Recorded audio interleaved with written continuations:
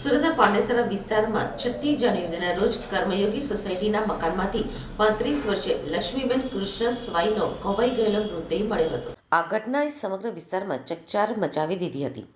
Police તપાસમાં મહિલાના પતિ કૃષ્ણ સ્વાઈને ઓડિશા રાજ્યમાંથી પકડી પાડવામાં આવ્યો છે. પત્ની અન્ય ધર્મના વ્યક્તિ સાથે પ્રેમ સંબંધમાં છે તેની શંકા રાખી હત્યા કરી હતી. જોકે પતિ પત્ની અગાઉ હત્યા કેસમાં જેલ પણ જઈ ચૂક્યા છે.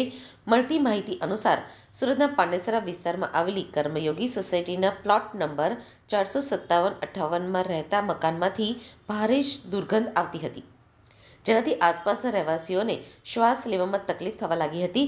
આ અસહ્ય પરિસ્થિતિના કારણે રહેવાસીઓએ પાંડેસરા પોલીસને જાણ કરી હતી. પોલીસ ઘટના સ્થળે પહોંચી અને મકાનનું તાળું તોડી અંદર પ્રવેશ કર્યો હતો. અંદર પલંગ ઉપર લક્ષ્મીબેનનો ખોવાઈ ગયેલો મૃતદેહ મળ્યો હતો. પોલીસે જણાવ્યું હતું કે લક્ષ્મીબેન અને પતિ કૃષ્ણ સ્વાઈ મૂળ ઓડિશાના રહેવાસી છે. આ દંપતીનો અગાઉ પણ એક હત્યાના કેસમાં સંડોવાયેલા હતા. 2019માં લક્ષ્મીબેનના ભાઈની પતિની હત્યાના આરોપમાં આ બંનેની ધરપકડ કરવામાં આવી હતી. જોકે લક્ષ્મીબેન કેસમાં નિર્દોષ સાબિત થઈને છૂટી ગઈ હતી, જ્યારે કૃષ્ણને જેલની સજા થઈ હતી. થોડાક દિવસો પહેલા જ કૃષ્ણ જેલમાંથી જમાનત ઉપર છૂટ્યો હતો. જેલમાંથી છૂટ્યા પછી તેને શંકા થઈ કે લક્ષ્મીબેનના અન્ય ધર્મના એક વ્યક્તિ સાથે પ્રેમ સંબંધ છે. આ શંકાએ પતિ પત્ની વચ્ચેના સંબંધોને વધુ ખરાબ બનાવ્યા હતા અને સતત ઝઘડા શરૂ થયા હતા.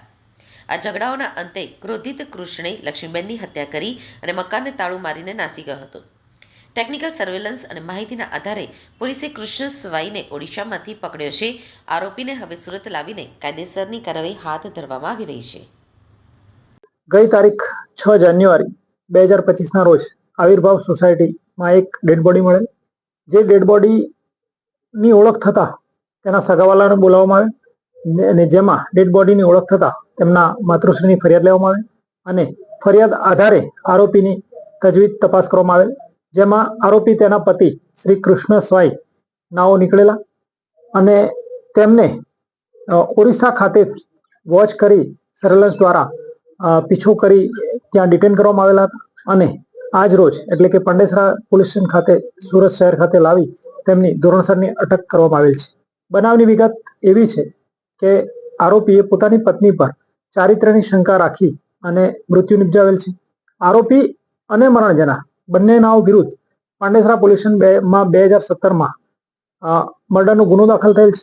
જે મર્ડર બંને જણાએ મળીને એટલે કે પત્નીના ભાઈની પત્નીનું શાળાની પત્નીનું મર્ડર કરેલ હતું, જેનું કારણ પ્રોપર્ટીનો વિખવાદ હતો અને ત્યારબાદ બંને જેલમાં હતા. પ્રથમ મહિલા છૂટેલી હતી અને ગઈ તારીખ 23/12/2024ના રોજ આ કૃષ્ણા સ્વાઈ છૂટેલ અને આવીને તેની પત્ની બદચલન હોવાનું તેને જણાતા તેણે પત્નીને પોતાની રૂમમાં જ હત્યા કરેલા ગઈકાલે કબૂલેલ છે.